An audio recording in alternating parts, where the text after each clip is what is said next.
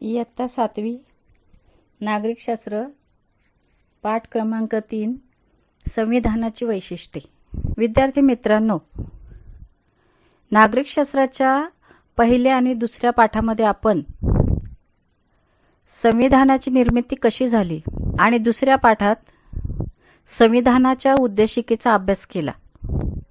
सार्वभौम, समाजवादी, धर्मनिरपेक्ष लोकशाही, गणराज्य याचा अर्थही आपण समजून घेतला। उद्देशिकेमध्ये नमूद केलेली ही जी उद्दिष्टे आहेत, ही उद्दिष्टेच आपल्या संविधानाची वैशिष्ट्येही आहेत। या व्यतिरिक्त आणखीन कोणती वैशिष्ट्ये आहेत हे आपण या पाठात समजून घेणार आहोत। पहिलं वैशिष्ट्य आहे संघराज्य। संघराज्य व्यवस्था हे आपल्या संविधानाचं एक महत्त्वाचं वैशिष्ट्य आहे। मोठा भूप्रदेश आणि खूप लोकसंख्या असणाऱ्या देशामध्ये राज्य करण्याची संघराज्य ही एक पद्धती आहे। आपल्या देशाचं जर क्षेत्रफळ पाहिलं तर जगामध्ये आपल्या देशाचा, भारत देशाचा क्षेत्रफळाच्या दृष्टीने 7वा क्रमांक लागतो आणि लोकसंख्येच्या दृष्टीने जगात भारताचा 2रा क्रमांक लागतो। यावरून आपल्याला लक्षात येतं की आपल्या देशाचा भूप्रदेश खूप मोठा आहे आणि अशा या मोठ्या भूप्रदेशावरती राज्यकारभार करणं अवघड असतं। एका ठिकाणाहून राज्यकारभार करणं अतिशय अवघड असतं, कारण त्यामुळे काय होतं, दूरचे जे प्रदेश आहेत या दूरच्या प्रदेशांकडे दुर्लक्ष होतं। शिवाय या दूरच्या प्रदेशातील लोकांना राज्यकारभारामध्ये सहभागी होण्याची संधी मिळत नाही आणि म्हणून संघराज्यामध्ये 2 स्तरावर शासन व्यवस्था असते। पूर्ण देशाचं संरक्षण करणे, परराष्ट्राशी व्यवहार करणे, शांतता प्रस्थापित करणे इत्यादी जी देशाच्या दृष्टीने महत्त्वाची जी कामं आहेत, ही कामे मध्यवर्ती शासन पार पाडत असते। याच मध्यवर्ती शासनाला केंद्र शासन किंवा संघ शासन असेही म्हणतात। आपल्या भारत देशाची राजधानी दिल्ली। दिल्लीवरून संपूर्ण देशाचा कारभार पाहिला जातो। केंद्र शासन, दिल्लीतलं केंद्र शासन संपूर्ण भारताचा कारभार करतं, संपूर्ण देशाचा राज्यकारभार करतं। या व्यतिरिक्त दुसरं जे शासन आहे ते आहे राज्य शासन। आपण ज्या प्रदेशात राहतो त्या प्रदेशाचा कारभार पाहणारं जे शासन असतं त्याला राज्य शासन असे म्हणतात। राज्य शासन हे एका मर्यादित प्रदेशाचा राज्यकारभार पाहतं। उदाहरणार्थ पाहायचं झालं तर आपण महाराष्ट्रात राहतो, तर महाराष्ट्राचं सुद्धा शासन आहे, सरकार आहे, महाराष्ट्र राज्य सरकार किंवा महाराष्ट्र राज्य शासन। जसं महाराष्ट्र हे राज्य आहे भारतात, तसे इतर 29 घटक राज्य भारतामध्ये आहेत आणि या 29 घटक राज्यामध्ये सरकार आहेत। त्या घटक राज्याचं सरकार त्या घटक राज्याचा कारभार करत असतं, पाहत असतं। गुजरात राज्य सरकार गुजरातचा कारभार पाहतं, कर्नाटक राज्य सरकार कर्नाटकचा कारभार पाहतं, तर महाराष्ट्र राज्य सरकार महाराष्ट्रापुरतं मर्यादित आहे, महाराष्ट्राचा राज्यकारभार ते करतं। तर असं 2 पातळीवरती हे दोन्ही शासन आपला कारभार करत असतात। केंद्र पातळीवरती केंद्र शासन, त्याला आपण संघ शासन असं सुद्धा म्हणतो। तर हे जे संघ शासन आहे, केंद्र शासन आहे, हे संपूर्ण भारताचा कारभार राज्यकारभार करतं। तर घटक राज्यामध्ये जे शासन आहे ते राज्य शासन आणि हे राज्य शासन त्या घटक राज्याचा कारभार पाहत असतं। तर ही दोन्ही शासनं जेव्हा काम पाहतात तेव्हा त्यांच्यामध्ये संघर्ष होण्याची शक्यता असते। मग त्यांच्या संघर्ष न होता एकमेकांच्या सहकार्याने हे दोन्ही शासन काम करत असतं। त्याची तरतूद संविधानाने करून ठेवलेली आहे. संविधानाने अधिकाराची विभागणी केलेली आहे. केंद्र शासनाला कोणते अधिकार असावेत, केंद्र शासन कोणत्या विषयावरती कायदे करू शकतं, याची एक सूची तयार केलेली आहे. त्याशिवाय घटक राज्यासाठी सुद्धा अशी एक सूची तयार केलेली आहे की ज्या सूचीमध्ये असे विषय आहेत की ज्या विषयावर घटक राज्य सरकार कायदे करू शकतं. ही अधिकाराची विभागणी आहे. कोणी कोणत्या विषयावरती कायदे करायचे यासाठी 3 सूच्या तयार करण्यात आलेल्या आहेत. पहिली जी सूची आहे ही सूची आहे संघ सूची. या संघ सूचीमध्ये 97 विषय असे आहेत की ज्या विषयावर फक्त संघ शासन कायदा करू शकतं. 97 विषय असे आहेत की ज्यावर केवळ संघ शासन कायदे करू शकतं. हे जे 97 विषय आहेत, हे 97 विषय देशाच्या दृष्टीने महत्त्वाचे असे विषय आहेत. उदाहरणार्थ झालं तर संघ शासनाकडे कोणते विषय आहेत ते थोडक्यात त्यांनी आपल्याला सांगितलेले आहेत. संरक्षण. भारताचं संरक्षण ही केंद्र शासनाच्या अखत्यारीत येतं. केंद्र शासनाचं लष्कर आहे आणि ते लष्कर भारताचं संरक्षण करत असतं. लष्करासंबंधीचे जे कायदे आहेत ते कायदे करण्याचा अधिकार केंद्र शासनाला आहे. हे संरक्षण संपूर्ण भारताचं केलं जातं आणि म्हणून हा विषय जो आहे, संरक्षण हा विषय जो आहे, हा केंद्र सरकारच्या संघ सूचीतला विषय आहे. त्यानंतर परराष्ट्र व्यवहार. ज्या वेळेला देशाचा विकास घडवायचा असतो त्यावेळेला आपल्याला इतर देशांवरती अवलंबून राहावं लागतं.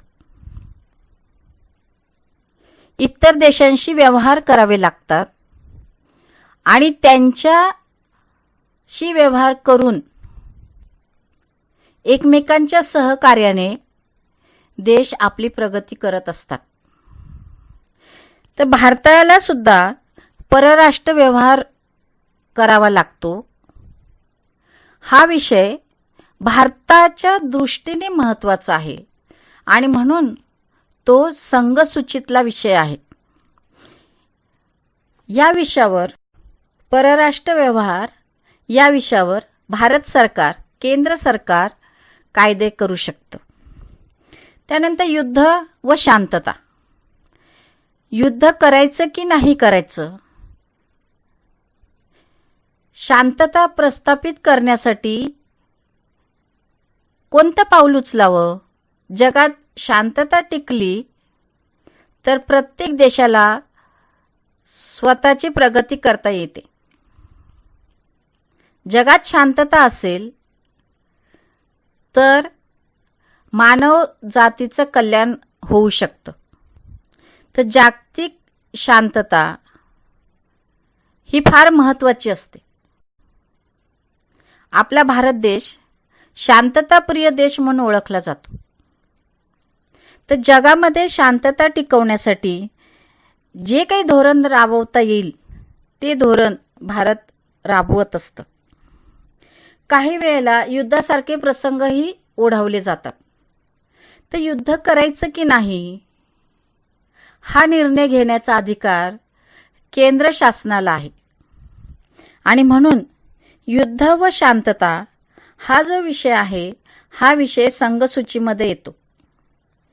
यावर निर्णय घेण्याचा अधिकार, यावर कायदे करण्याचा अधिकार केवळ संघ शासनाला आहे, कारण हा विषय भारताच्या दृष्टीने महत्त्वाचा आहे.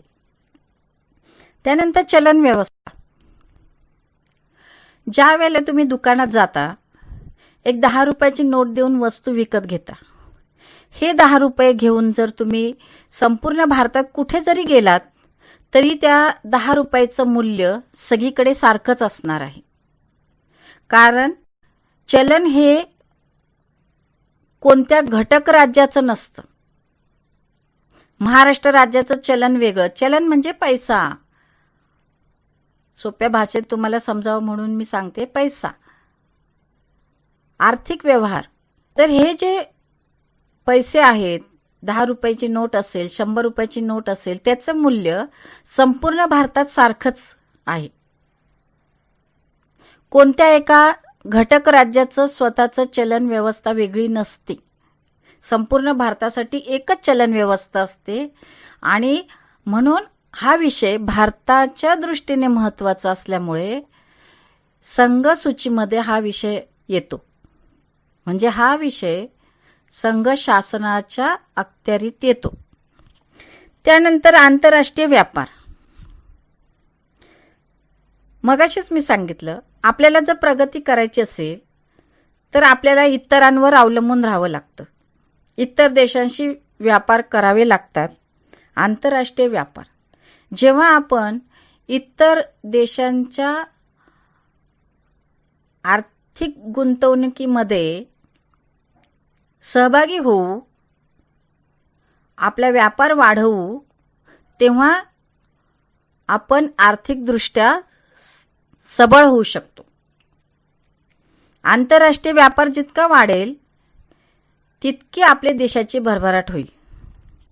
तर हा विषय सुद्धा भारताच्या दृष्टीने महत्त्वाचा विषय आहे. आंतरराष्ट्रीय व्यापार हा विषय संघ सूचीमध्ये त्यासाठी समावेश करण्यात आलेला आहे. हे झाले संघ सूची विषयी. सूची म्हणजे यादी. अशा विषयांची यादी की ज्यावर केवळ संघ शासन कायदे करू शकतं. त्यानंतर दुसरी सूची आहे राज्य सूची. या राज्य सूचीमध्ये 66 विषय आहेत आणि या विषयावर फक्त राज्य शासन कायदा करू शकतं. हे विषय असे आहेत की जे राज्याच्या दृष्टीने महत्त्वाचे आहेत. ते राज्याकडे देणंच आवश्यक आहे, ज्यामुळे राज्य आपली प्रगती करू शकतील. मग कोणते विषय आहे राज्य सूचीमध्ये? या 66 विषयापैकी काही विषय त्यांनी आपल्याला दिलेले आहेत. पहिला विषय आहे शेती. शेती हा आपला पारंपरिक आणि प्राचीन व्यवसाय आहे. अनेक लोक खेड्यापाड्यांमध्ये शेती करताना दिसतात. आणि शेती करत असताना आपण शेतकऱ्यांचे प्रश्न वर्तमानपत्रामध्ये वाचतो, त्यांच्या समस्या वाचतो. त्यांची हालाकीची परिस्थिती आपल्यापासून काही लपून राहिलेली नाहीये. मग जो शेतकरी जगाचा पोशिंदा आहे, शेतीमध्ये उत्पन्न वाढलं तर राज्याची भरभराट होणार. मग अशा या जगाचा पोशिंदा असलेला शेतकरी त्याच्या ज्या समस्या आहेत ते सोडवण्याचं काम राज्य सरकार करत असतं. शेतीचं उत्पन्न वाढलं पाहिजे, शेतकऱ्यांच्या समस्या सोडवल्या गेल्या पाहिजे, यासाठी राज्य सरकार प्रयत्नशील असतं. शेती हा विषय राज्य सूचीतला विषय आहे आणि म्हणून त्यावरती कायदे करण्याचा अधिकार राज्य सरकारकडे येतो. त्यानंतर कायदा व सुव्यवस्था.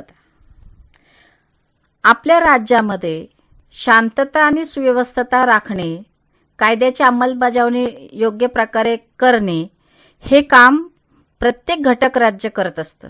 त्यामुळे काय होतं, राज्यात शांतता असेल तर देशात शांतता टिकून राहते. त्यानंतर स्थानिक शासन. आता स्थानिक शासन संस्था हा विषय आपल्या 6वीला आपण अभ्यासलेला आहे. स्थानिक शासन संस्था ग्रामीण आणि शहरी अशा 2 भागात आपण त्याचा अभ्यास केलेला आहे. ग्रामीण भागामध्ये ग्रामपंचायतीचा आपण अभ्यास केलाय. गावाचा कारभार पाहणारी ग्रामपंचायत. त्यानंतर पंचायत समिती, जिल्हा परिषद, शहरी भागांमध्ये असलेल्या नगरपंचायत, त्यानंतर नगरपालिका, महानगरपालिका याचा अभ्यास आपण इयत्ता 7वीमध्ये केला होता, इयत्ता 6वीमध्ये केला होता. तर ह्या ज्या स्थानिक शासन संस्था आहेत त्यांच्यावर नियंत्रण ठेवणं, त्यांच्या कारभारावर लक्ष ठेवण्याचं काम राज्य सरकार करत असतं. त्यांच्यासाठी कायदे करणं, त्यांचा जास्तीत जास्त लोकांचा सहभाग स्थानिक शासन संस्थेमध्ये यावा यासाठी प्रयत्न करणं, हे काम राज्य सरकार पाहत असतं. म्हणून स्थानिक शासन संस्था हा विषय राज्यसूचीमध्ये येतो. स्थानिक शासन संस्था बळकट केली तर खेड्यापाड्यातील लोक त्यांची परिस्थिती सुधारेल आणि ते स्वावलंबी होतील. आणि म्हणून स्थानिक शासन संस्था योग्य प्रकारे चालाव्यात यासाठी राज्य सरकार लक्ष देत असतं. आरोग्य हा विषय राज्यसूचीतला विषय आहे. त्यानंतर तुरुंग प्रशासन. तुरुंग तुम्हाला माहिती आहे, जे गुन्हेगार लोक असतात ते जर समाजामध्ये मोकळे सोडले तर गुन्हेगारी प्रचंड वाढेल. तर जे खरंच गुन्हेगार आहेत त्यांच्यावरती खटले भरून त्यांना शिक्षा म्हणून तुरुंगात डांबले जाते. तर ह्या तुरुंगाचं प्रशासन हे सुद्धा राज्य शासनाच्या अखत्यारीत येतं. अशा रीतीने राज्यसूचीमध्ये शेती, कायदा व सुव्यवस्था, स्थानिक शासन, आरोग्य, तुरुंग प्रशासन इत्यादी विषय येतात. त्यानंतर तिसरी जी सूची आहे ती आहे समवर्ती सूची. या समवर्ती सूचीमध्ये एकूण 47 विषय आहेत. हे 47 विषय असे आहेत की जे राज्याच्या दृष्टीने आणि संपूर्ण देशाच्या दृष्टीने महत्त्वाचे आहेत. आणि म्हणून या विषयावर राज्य सरकारही कायदे करतं आणि केंद्र सरकारही कायदे करतं. ते विषय कोणते? तर रोजगार. इंग्रज देश सोडून गेले आणि बेरोजगारीसारखा, दारिद्र्यासारखा प्रश्न मागे उरला. देश स्वतंत्र झाल्यानंतर शासनाने वेळोवेळी प्रयत्न करून लोकांना रोजगार उपलब्ध करून देणे, तसेच समाजातील तळागाळातील दारिद्र्यात असणाऱ्या लोकांना वर काढून त्यांची परिस्थिती सुधारण्यासाठी त्यांना आर्थिक मदत करणे, त्यानंतर त्यांना स्वावलंबी बनवून त्यांना स्वतःच्या पायावर उभं करणे यासाठी सरकार प्रयत्न करत असतं. आणि रोजगार हा विषय केंद्र सरकार आणि राज्य सरकार हे दोन्ही मिळून रोजगार लोकांना उपलब्ध करून देऊन बेरोजगारीचा प्रश्न सोडवण्यासाठी प्रयत्न करत असतात. त्यानंतर पर्यावरण.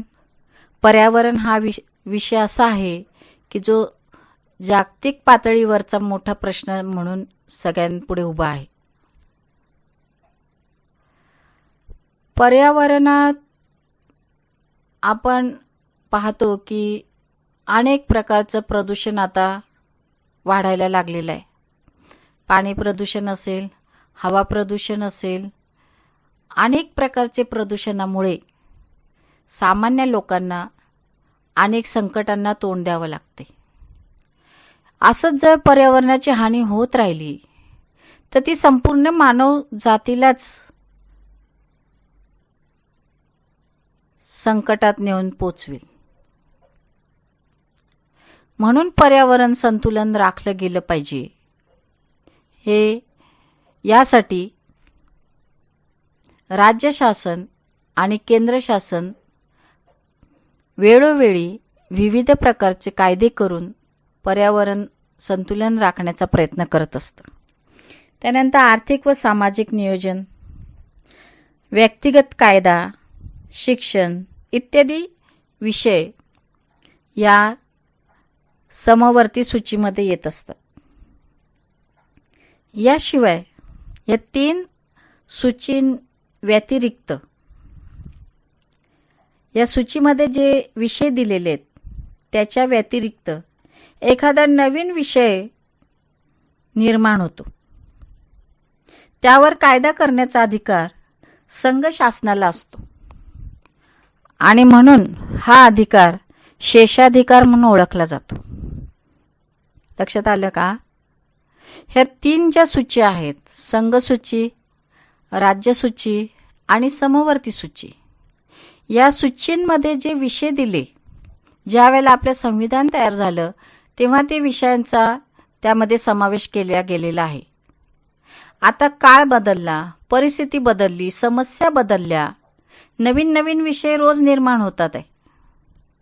तर असे जे नवीन विषय असेल एखादा, त्यावर कायदा करण्याची गरज असते, पण तो कोणत्या सूचीमध्ये तो विषय नसतो. अशा वेळेला त्या विषयावर कायदा करण्याचा अधिकार संघ शासनाला असतो आणि म्हणून हा अधिकार शेषाधिकार म्हणून ओळखला जातो. यावरून आपल्या लक्षात काय येतं की राज्य शासनापेक्षा संघ शासनाला अधिक प्रमाणात अधिकार देण्यात आलेले आहेत.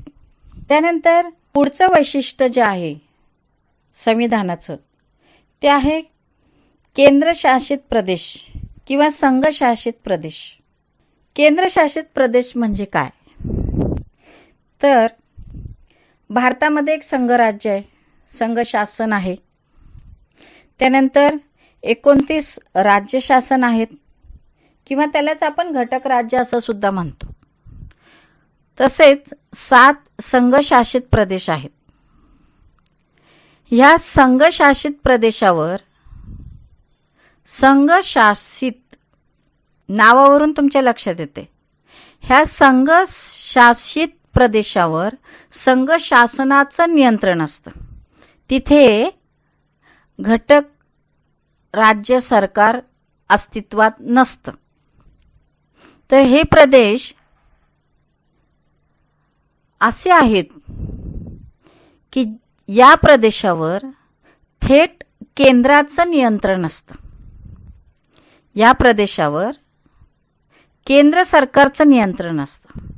आता हे प्रदेश एकूण 7 आहेत. नवी दिल्ली, दमण दीव, पुदुचेरी, चंदीगड, दादरा नगर हवेली, अंदमान निकोबार आणि लक्षद्वीप. हे 7 केंद्रशासित प्रदेश आहेत. त्यानंतर संसदीय शासन पद्धती. संसदीय शासन पद्धती हे सुद्धा संविधानाचे एक वैशिष्ट्य आहे. भारताच्या संविधानाने संसदीय शासन पद्धतीविषयी तरतुदी केलेल्या आहेत. संसदीय शासन पद्धती म्हणजे राज्यकारभाराची अशी एक पद्धत की जिथे संसदेला म्हणजेच कायदेमंडळाला निर्णय घेण्याचे सर्वश्रेष्ठ अधिकार असतात. संसद हे दिल्लीला आहे. संसदेचे 2 सभागृह आहेत, एक लोकसभा आणि दुसरी राज्यसभा. लोकसभेचे जे सदस्य असतात हे प्रत्यक्ष लोकांनी निवडून दिलेले असतात. लोकसभेच्या निवडणुका दर 5 वर्षांनी होतात आणि लोकसभेच्या सदस्यांना खासदार असे म्हणतात. हे जे खासदार आहेत हे लोकांमधून निवडून आलेले आहेत. लोकांचे प्रतिनिधी आहे. लोकांनी थेट त्यांना निवडून लोकसभेला पाठवलेले आहेत.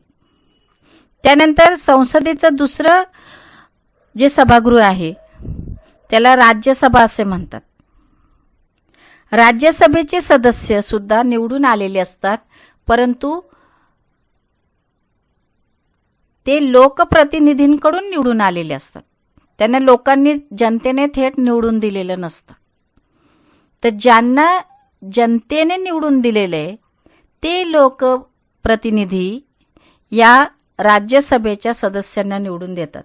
तर भारताच्या संसदेमध्ये जे 2 सभागृह आहेत, लोकसभा आणि राज्यसभा, हे कायदे करण्याचं काम करतात आणि ह्या तयार झालेल्या कायद्यावर लोकसभा आणि राज्यसभेने मंजूर केलेल्या कायद्यावर राष्ट्रपती स्वाक्षरी करतात, तेव्हा तो कायदा लागू केला जातो.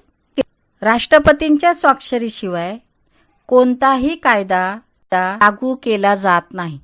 तर भारताची संसद जी आहे, या भारताच्या संसदेमध्ये लोकसभा, राज्यसभा आणि राष्ट्रपती, लोकसभा आणि राज्यसभा कायदे करतात.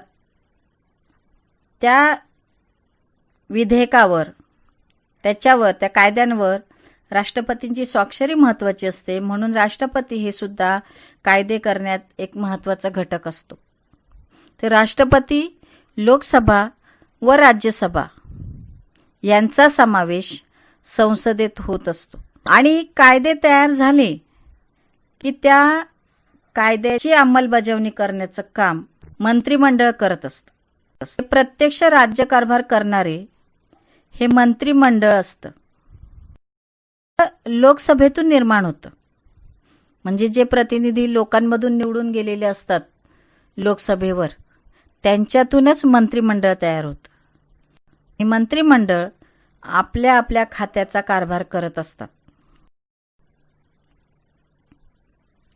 मंत्रिमंडळ अतिशय जबाबदारीने कामकाज करत असतात आणि ते आपल्या कामगिरीसाठी लोकसभेला जबाबदार असतात. संसदीय शासन पद्धतीत संसदेत होणाऱ्या चर्चा, विचार, विनिमय याला फार महत्त्व असते.